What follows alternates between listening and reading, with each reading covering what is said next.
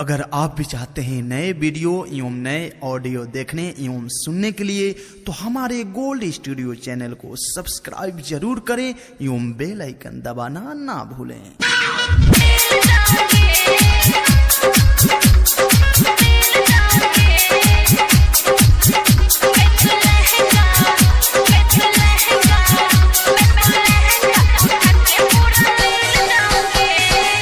एक बार मिलोगे तो हिल जाओगी, हिल जाओगी। एक बार मिलोगे तो हिल जाओगी, ओ हिल जाओगी। हमें तो लहंगा उठा के पूरा लील जाओगी। हमें तो लहंगा उठा के पूरा लील जाओगी। एक बार मिलोगे तो हिल जाओगी, ओ हिल जाओगी।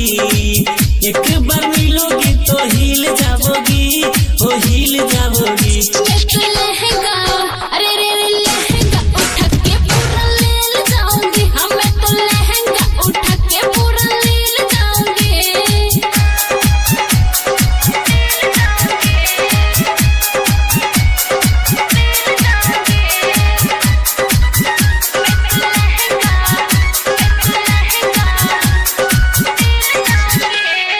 इतना गुमान जने करो तू कुहार पे, कमरो ना हिली गोरी आ जाए दुआर पे।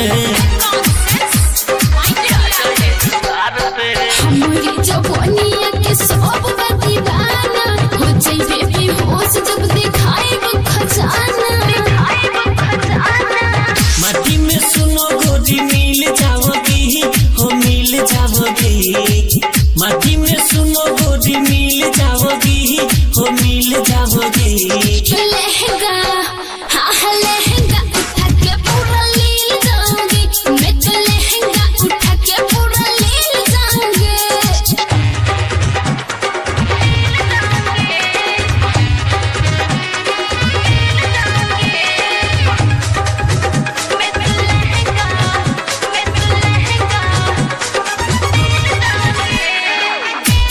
Vindhyavasini recording studio Delhi.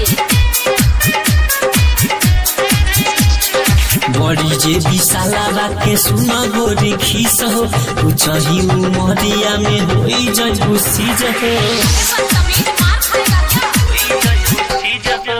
लंबो सताब है पर बोलत रहले बोर्ड के भाई के हो मौज देहनी ऊपर से चढ़ के। सुनो ना राशि चाहिए दिल देवोगी, दिल देवोगी। सुनो ना राशि चाहिए दिल देवोगी, दिल देवोगी।